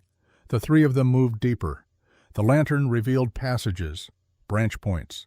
Creed's trail clear in dust. They found him in a dead end, backed against collapsed rock, trapped. He held a pistol, aimed at them. "Stay back. It's over," Jacob Nate said. "Your men are dead or captured. The evidence against you is overwhelming. You have nowhere to go. I'll die before I hang, probably. But you'll answer for what you did first." "I answer to no one," Creed's voice cracked. "I built an empire, gave jobs to hundreds, made this territory safe for white settlement by murdering innocents, by stealing Apache land, by framing honest men. Honest." You, Creed laughed, bitter, mad. "You're a ranch hand who got above his station, interfered with his betters. You should have kept your head down, and William should have kept his hands to himself. Mary and Lily should have been left alone. Dakota should have lived to see his people survive." Creed's gun hand shook. All that for what? A dead savage's honor, a Mexican whore's virtue. Their names, Nate said quietly, were Elena, Mary, Lily, Dakota. They were people, Jacob. Not obstacles, not commodities. People. Creed spat. Sentiment makes you weak. No. Nate stepped forward. Sentiment makes me human. You forgot how to be human. That's why you lost. I haven't lost. Creed swung his pistol toward Aida. Nate's Colt cleared leather. Fired. The bullet took Creed in the shoulder, spun him. His pistol clattered away. Creed slumped against the wall, bleeding, gasping. Nate walked forward, kicked the pistol away, looked down at the man who'd destroyed his life. Kimi raised his rifle. Finish him. No, Nate said. He faces trial, answers publicly for what he did. Justice is for white courts, Kimi said. We are Apache. We take blood for blood. Aida put her hand on her brother's rifle, lowered it gently. Nate is right. If we kill him here, he becomes a martyr. His supporters claim he was murdered. But if he stands trial, if everyone hears what he did, his legacy dies with him. Kimi struggled, then nodded. Your choice, sister. They hauled Creed to his feet, dragged him toward the entrance. Behind them the mine groaned, unstable, ready to collapse. They emerged into pre-dawn light. Wade's men had the battlefield secured, wounded being treated, dead being covered. Wade saw Creed, nodded approval. Good. We need him alive. Barely alive, Nate said. He's hit. Lieutenant Carlson approached boots crunching on spent brass. Marshal Mercer, we found Dr. Frost. Nate's heart stopped. Where? In the medical wagon. He's alive. The world tilted. Alive. Barely. Captain Ross operated on him during transport, removed bullet fragments, stopped the bleeding. But Carlson hesitated. The bullet damaged his spine. Lower lumbar region. What does that mean? It means if he survives the next 48 hours, he'll never walk again. Nate ran to the medical tent, found Doc on a cot unconscious, bandaged from waist to chest. His breathing was shallow but steady. Captain Ross looked up from checking Doc's pulse. He's strong, stronger than he should be. Most men would have died from blood loss alone. Will he make it? Ross wiped his hands. 50-50. If infection sets in, no. If his body can fight it off, yes. But he'll be paralyzed from the waist down, permanently. Nate sank onto a stool beside the cot, took Doc's hand. It was cold. You stubborn bastard, Nate whispered. You better live. Doc's fingers twitched, barely perceptible. But there. 3 days passed. Nate visited every morning and evening. Aida came too, bringing Apache healing herbs that Captain Ross grudgingly admitted might help. On the 4th morning, Doc's eyes opened. Cloudy, confused, but open. Nate leaned forward. Doc, can you hear me? Doc's lips moved. No sound. He tried again. Did we win? Yeah, we won. Creed's in chains. You're at Fort Apache. You're safe. Doc absorbed this. His eyes tracked around the tent, tried to move his legs. Nothing happened. Nate watched comprehension dawn on Doc's face. I can't feel my legs, Doc said quietly. No. Bullet hit my spine. Yes? Doc was silent for a long moment. Then could be worse. Doc.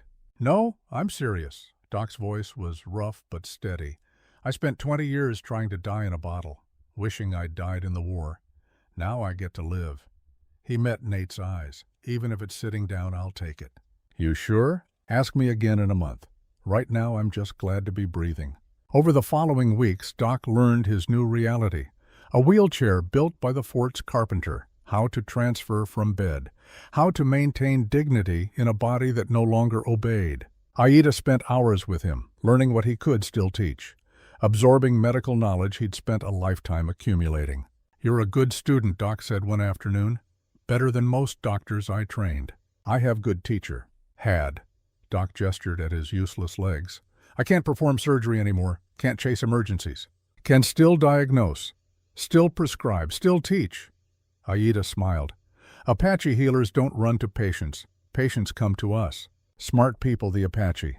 We have 300 years of practice surviving. We'll patch him enough to hang him. They turned Creed over to the soldiers, watched him be shackled, loaded into a wagon. As the sun rose, Wade approached Nate. It's finished. He'll stand trial, face every charge, and with you as witness, he'll hang." Nate felt nothing, no satisfaction, no relief, just exhaustion. What about his associates, the judges he bought? The officials he bribed already being investigated. Your case opened a bigger inquiry. Territorial corruption. We're cleaning house. Good. Wade paused. What will you do now? Rebuild, I guess. Start over. You're a free man, Nate.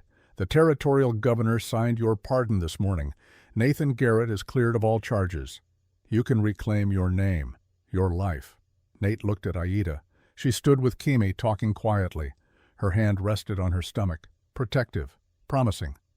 "I think I'll keep the name," Mercer Nate said. "Garrett died in that fire with Mary and Lily. Mercer is who I became after, who I want to be." Wade understood, offered his hand. "Good luck, Mercer." They shook. The cavalry departed at noon, taking prisoners, and taking wounded, taking evidence, leaving Nate, Aida, and Kimi standing in the ruins of the ranch. "We'll need lumber," Nate said. "Nails, tools. I have gold," Aida reminded him. "And Kimi has strong back," Kimi grunted. "I also have friends. Apache who'll help build, if you allow it, of course. Then we start tomorrow. Today we rest." They made camp in the cellar, the only structure still standing. Built a fire, ate simple food. As night fell, Aida sat beside Nate, looked at the stars. "It's really over. The fighting is. The building starts, I'm afraid. Of what? Everything. Motherhood, partnership, peace. I've been fighting so long I don't know how to stop." "Me neither. So we'll learn together." She leaned against him, her head on his shoulder. "Tell me about the house we'll build," Nate thought. "Big enough for a family. Multiple children if we're blessed. Kitchen where you can teach Apache cooking. Study where I can teach reading. Porch where we can watch sunsets. Sounds perfect. It won't be. We'll argue, struggle, make mistakes, I know. But we'll do it together. Together." The word hung between them. Promise and commitment. Simple as breathing. Hard as living. But real. Spring came to Arizona with wildflowers and warm winds. 6 months after the battle. 6 months of building. The house rose slowly, Nate and Kimi doing most of the work, Apache friends helping. A structure growing from burned ground. Not large, not fancy, but solid, built to last. They married in June, exactly 6 months after the siege. 2 ceremonies. 2 ceremonies. First, Apache led by one of the tribal elders. Kimi's words, blessing the union. Songs in the old language. Aida wore traditional dress. Beadwork her mother had made. Second ceremony, Christian. The fort chaplain officiated. Wade stood as witness. Simple vows, simpler promises. The chaplain pronounced them husband and wife. Nate kissed his bride, felt her smile against his lips. Afterward feast, Apache and soldiers, ranchers from Red Rock. Sheriff Henderson brought whiskey. Carefully avoided Doc's name, but honored his memory with silence. People drank, danced, celebrated. Nate and Aida slipped away early, walked to their new house. Still not finished, but livable. Inside, Aida looked around. Our home, Nate agreed. She moved to the bedroom. Nate followed. That night they consummated their marriage properly, not from desperation, not from necessity, from choice, from love. Slow and tender, building connection that transcended survival. Afterward, lying together, Aida's hand found his. "I never thought I'd have this," she whispered. "Safety, partnership, hope. Me neither." "Are you happy?" Nate considered. Happiness seemed too small a word for what he felt. Gratitude, peace, purpose, something beyond happiness. "Yes," he said finally. "I'm happy." "Good. Because the baby's coming soon. You need to be ready. I'm terrified." She laughed. "So am I." They fell asleep tangled together. 2 damaged people who'd found wholeness in each other. April brought labor. Aida woke Nate at midnight. "It's time." He panicked, ran for Kimi, for the Apache midwife, for Dr. Vasquez who'd ridden from Fort Apache just for this. The birthing took 14 hours, long, difficult.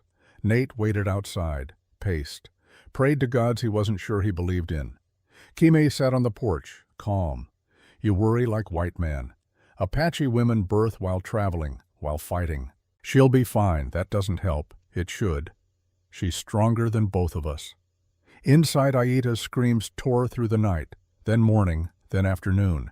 Nate wanted to go in, help somehow, but the midwife barred the door. This is women's work, you wait. So he waited, each scream a knife in his chest. Finally, near sunset, a different sound. A baby's cry, sharp, angry, alive. The door opened. Dr. Vasquez emerged, smiling, exhausted. Healthy girl, mother and child doing well. Nate's legs nearly gave out. Girl, strong lungs, good weight. She'll be a fighter. Can I see them? Give them a moment, then yes. Nate waited. Endless minutes. Then the midwife gestured him in. Aida lay in bed, sweaty, exhausted, radiant. In her arms wrapped in soft cloth, a tiny face. Their daughter. Nate approached slowly, afraid he'd break something with his presence. Aida smiled. Meet Lily Dakota Mercer. Lily, for his first daughter, Dakota for her brother, Mercer for the name he'd chosen. She's perfect, Nate whispered. She has your eyes. Aida's voice was tired but content. And my stubbornness, I think. That'll be trouble. Good. The world needs troublemakers. Nate reached out, touched one tiny hand. The fingers wrapped around his thumb, gripped tight. Something broke open in his chest. All the grief he'd carried, all the guilt, all the fear. It didn't vanish, but it transformed. Became purpose, became promise. I won't let anything hurt you, he whispered to his daughter. I swear it. We won't, Aida corrected. We'll protect her, teach her, give her both our worlds. Both our worlds. Apache and white, warrior and builder, past and future, all contained in one perfect, impossible child. The weeks after were exhausting. Lily cried constantly. Nate learned to change cloths, mix goat milk, walk endless circles when she wouldn't sleep. Aida taught him Apache lullabies, songs her mother had sung. He sang them in his rough voice, off-key but sincere. Lily seemed to appreciate the effort. Kimi visited daily, awkward uncle learning to hold a baby, the fierce warrior reduced to terror by 8 pounds of infant. She's so small, he said, holding Lily like glass. How does she survive? She has us, Aida said. That's how. May brought news from Denver. Jacob Creed's trial had concluded. Guilty on all counts. Murder, arson, bribery, fraud. Sentenced to hang. Wade sent a telegram, offered to arrange for Nate to attend the execution. Nate read it, crumpled it, threw it away. You don't want to see justice done, Aida asked. I've seen enough death. He needs to hang. But I don't need to watch, she nodded. Understood. They learned later that Creed went to the gallows still claiming innocence, still blaming others, never accepting responsibility. Some men never learn. The ranch prospered slowly. Nate sold horses, good animals fairly priced. His reputation grew. Honest dealer, fair man. Apache families began settling nearby. With Creed gone, the pressure eased. Land became available. Treaties actually honored. Kimi built his own place. Small cabin on Mercer land. Close enough to help, far enough for privacy. Dr. Samuel Frost built his life, too. Nate constructed a small house adjacent to the main ranch. Wide doors, ramps instead of stairs, everything accessible. From his wheelchair, Doc ran a clinic. The first patient came hesitantly, a rancher's wife with a sick child. Doc examined the boy, diagnosed pneumonia, prescribed treatment, saved his life. Word spread, the crippled doctor who still knew his craft. More came, Apache and white. Doc treated them equally, charged what people could afford, took payment in chickens or vegetables when they had no money. Aida worked beside him, combining his Western medicine with her Apache remedies. Together they were formidable. She learned to suture, to set bones, to recognize symptoms of diseases Doc could name, but she'd only known as spirit sickness. He learned her herb lore, which plants stopped infection, which eased pain better than morphine ever had. The clinic became a place of healing, not just for bodies, for the community. Doc stayed sober every single day. The wheelchair was a constant reminder he'd survived, had purpose, had people who needed him. The tremors in his hands disappeared within 6 months. Without morphine clouding his mind, his skills returned, sharper than before. When Lily was born, Doc was in the room, not as doctor, but as family. Nate carried the baby to him after Aida had rested. "Meet your Uncle Sam," Nate said. Doc held her carefully. She was so small in his weathered hands. His eyes filled with tears. "She's perfect," he whispered. "Thanks to you. If you hadn't bought us time, we bought it for each other. That's what family does." Doc became Lily's godfather, official and informal. He taught her to read by age 4, both English and basic Apache. He gave her peppermints and told her stories about the war, about friendship, about choosing to live even when dying seemed easier. The girl never knew her Uncle Sam had once been so lost in addiction he'd prayed for death. She only knew he was the kind man in the wheeled chair who always had time for her questions, and who'd loved her father enough to take a bullet for him. That was enough. Red Rock changed too. New sheriff, younger man, less corrupt. He actually enforced laws equally. Henderson retired, moved to California, left with a nod of respect to Nate. "You did good," he said simply. "Made this territory better. We all did." "No. You stood when others ran. That made the difference." By summer, life had settled into rhythm, routine. Nate woke at dawn, fed horses, worked on expanding the house. Aida tended garden, raised Lily, taught her Apache words alongside English. The baby's first word was horse in Apache. Her second was papa. Nate cried when he heard it.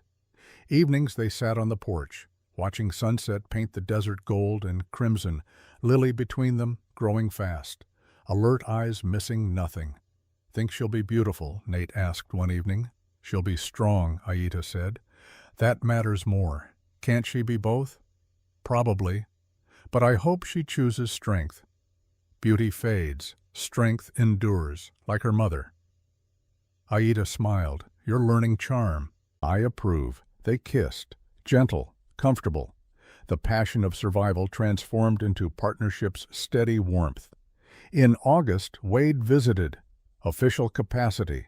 Brought papers. "The territorial governor wants to offer you a position," he said. "Marshal, Red Rock and surrounding territories." Nate looked at the badge. Silver, heavy, meaningful. "I'm not a lawman." "You're exactly what a lawman should be. Someone who stands for what's right, not what's easy." "I have a family now, can't take risks. Being marshal here isn't risky. It's necessary, and you'd be good at it." Nate looked at Aida. She shrugged. "Your choice," she said. "I married you, knowing you'd never be content just selling horses. That's not true, isn't it? You need purpose. Need to build something that matters. Marshall would let you protect people, prevent others from facing what we faced." She wasn't wrong. Nate thought about Doc, about Mary and Lily, about all the people Creed had hurt. If someone had stopped Creed earlier, maybe they'd still be alive. Maybe he could be that someone for others. "All right," he said. "I'll do it." Wade pinned the badge on his chest. "Welcome to law enforcement, Marshal Mercer." The job was what Wade promised. Not glamorous, mostly mediating disputes, stopping drunks from killing each other, occasional horse thief.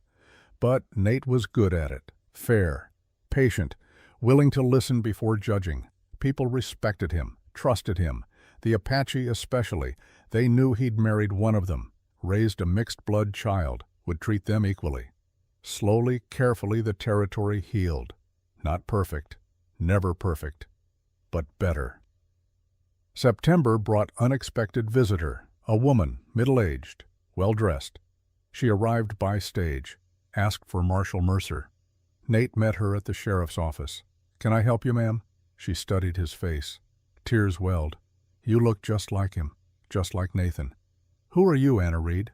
Mary's sister. Your sister-in-law. Nate's world tilted. I thought Mary's family wanted nothing to do with me. We believed Marcus. Believed you'd killed our sister. But then the trial. The evidence. We learned the truth. Anna wiped her eyes. I came to apologize. To tell you we're sorry for believing the lies. You had reason to believe them. No. We should have known you better. Should have fought for you. Instead, we let grief make us cruel. She pulled an envelope from her bag. This is from Mary. She wrote it years ago, before Creed. Asked me to give it to you if anything happened to her. Nate took the letter. His hand shook. Take your time, Anna said. I'll wait outside.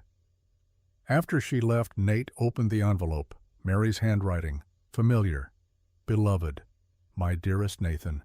If you're reading this, I'm gone. I pray you're not. But I'm practical enough to prepare. I want you to know whatever happened, it wasn't your fault.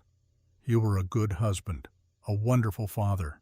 Our arguments about money, about the ranch, about moving, none of that matters.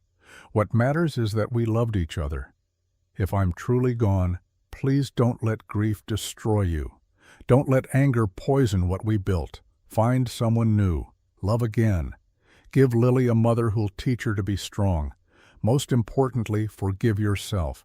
You always carried too much guilt for things beyond your control, for being human. You deserve happiness, Nathan, even without me, especially without me. Promise me you'll try. All my love forever. Mary. Nate read it 3 times, tears streaming. She'd known, somehow known. Given him permission years before he'd need it. Permission to move on, to love Aita, to build new life from ashes. He folded the letter carefully, put it in his pocket, went outside, found Anna waiting. Thank you, he said, for bringing this. Will you let us know you know your new family? We have no right to ask, but yes. Nate didn't hesitate. Mary would want that. And Aita will too. They corresponded after that. Letters between Arizona and Kansas. Anna sent gifts for Lily, photos of Mary as a child. It didn't erase the past, but it honored it, kept Mary's memory alive in healthy ways. December brought first birthday, Lily's first steps, first words beyond Mama and Papa. She toddled around the house, fearless, curious, into everything, exactly like Emma had been, but also uniquely herself, calmer than Emma, more observant. Aita said she had old soul, ancient wisdom in young eyes. For her birthday they gathered. Kami, Apache elders, friends from Red Rock. Even Wade rode out from Fort Apache. They celebrated Apache Way and White Way. Songs, food, gifts. Lily received a tiny bow from Kami, a stuffed horse from Wade, books from Anna. She played with the wrapping paper, ignored the gifts. Everyone laughed. March 15, 1885, the day of Jacob Creed's execution. Nate woke early, couldn't sleep, knowing that in Denver at sunrise a man would die. The man who'd killed Mary, who'd killed Lily, who'd killed Dakota. Part of him wanted to be there, to watch Jacob Creed swing, to see justice with his own eyes. But a larger part knew being there would give Creed power he didn't deserve, the power to haunt one more day. So Nate stayed home, fed the horses, watched the sun rise over Arizona. At noon a rider brought the telegram. Nate opened it with steady hands. Execution carried out 600 hours. Creed pronounced dead. 6:14. Final words. No comment. Justice served. U.S. Marshal Catherine Brennan. 14 minutes. Jacob Creed had taken 14 minutes to die. Mary and Lily had burned for hours. Nate read it twice, memorized the words, then folded it carefully. Walked to the fireplace. Aita watched from the doorway. You're not keeping it. No, he held the paper over the flames. This is the last time I think about Jacob Creed. He dropped it, watched it curl and blacken, watched the words disappear into ash. Do you feel different? Aita asked, knowing he's dead. Nate thought about it, watched the last corner of paper dissolve. No, he's been dead to me since the trial. This is just the world catching up. Good. Aita came to stand beside him. The dead should stay dead. We have the living to care for. She was right. Lily was playing in the next room. Kimi was mending fence. Doc was in his clinic treating a cowhand's broken finger. Life was happening, real messy, beautiful life. Not revenge, not ghosts, just living. Nate took Aita's hand. "Let's go outside. I want to see our daughter in the sunlight." They walked out together, left the ashes behind. Aita watched him. "You're not going to keep it." "No." Nate tossed the telegram into the flames. "That chapter is closed." "Do you feel different, knowing he's dead?" Nate thought about it, watched the paper curl and blacken. "No. He's been dead to me since the trial. This is just final." "Good." Aita came to stand beside him. "The dead should stay dead. We have the living to care for." She was right. Lily was napping in the next room. Kimi was fixing a fence. Doc was in his clinic treating a rancher's broken arm.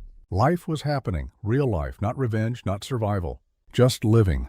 That night, after guests left from Lily's birthday celebration, Nate and Aita sat with their daughter between them. "Hard to believe it's been a year," Nate said. "Feels like yesterday, feels like forever." "Do you have regrets?" Aita considered. "About the fighting. About Doc, yes. I wish it had cost less. But about us, about Lily, never. Me neither." They sat in comfortable silence. Lily dozed, safe, loved, protected. Outside, winter wind whispered across the desert. Stars blazed cold and distant, the same stars that had witnessed so much violence, so much loss, but also witnessed this: survival, healing, love. "Tell me," Aita said softly, "if you could go back, change anything, would you?" Nate thought. Wanted to say he'd save Mary and Emma, save Doc, stop Creed sooner.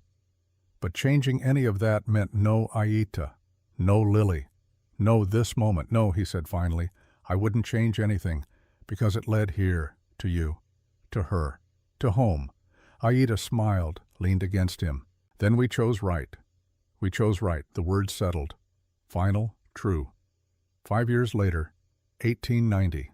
Lily Dakota Mercer, age 6, sat on the porch beside Uncle Sam's wheelchair. "Tell me again about the battle," she said. She spoke in Apache, then switched to English mid-sentence, as was her habit. Doc smiled. "Your father was very brave." "Was he scared?" "Terrified. But that's when bravery counts, when you're afraid and do it anyway." "Like you. Taking the bullet." Doc's hand unconsciously touched his paralyzed legs. "Like all of us. Your mother, your uncle. We were all scared. We fought anyway." "Because you had to. Because we chose to." Doc leaned forward. "Listen carefully, Lily. You'll face choices someday. Hard ones. The right choice is usually the scary one. Remember that." "I will, Uncle Sam." "Good girl. Now go practice your reading, both languages." Lily ran inside, found her mother teaching Kimi's twin sons to make arrows, found her father at the kitchen table. Marshall's reports spread before him. "Papa," Lily asked, climbing into his lap, "am I Apache or white?" Nate set down his pen, looked into eyes that held both his blood and Aita's. "You're Lily. That's all you need to be.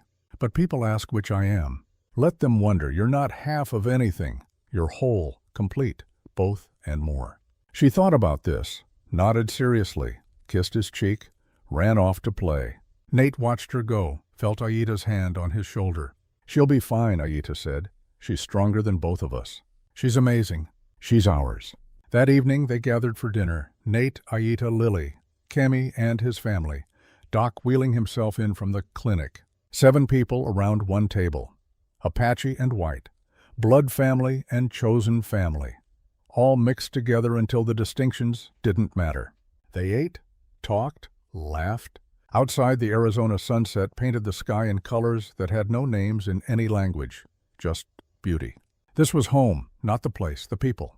Nate looked around the table, at the faces he'd fought for, would fight for again, and knew with absolute certainty that he'd made the right choices. All of them. Even the hard ones, especially the hard ones. Because they'd led here, to this moment, this family, this life. Doc caught his eye, raised his glass of water. "To absent friends." To absent friends, everyone echoed, thinking of those who'd fallen. Mary, Emma, Dakota. The warriors who'd died in battle. And to those present, Nate added, who make it all worthwhile. They drank. Simple toast, profound meaning. Later, after everyone had gone home or to bed, Nate and Aida sat on the porch. Stars emerged, cold, distant, eternal. "Do you think they'd be proud?" Aida asked quietly. "You're Mary, my Dakota." Nate considered. "I think they'd understand. We didn't forget them, but we didn't die with them either. We honored them by living." "Yes." They sat in silence, comfortable, complete. Tomorrow would bring new challenges, always did, but they'd face them together. Apache warrior and Arizona marshal. Unlikely partnership that became unbreakable bond. Two people who'd lost everything and found something better. Not because what they'd lost didn't matter, but because what they'd built mattered more. Nate squeezed Aida's hand. She squeezed back. No words needed, just presence, promise, partnership. The smoke had finally cleared, and in its place home. The end.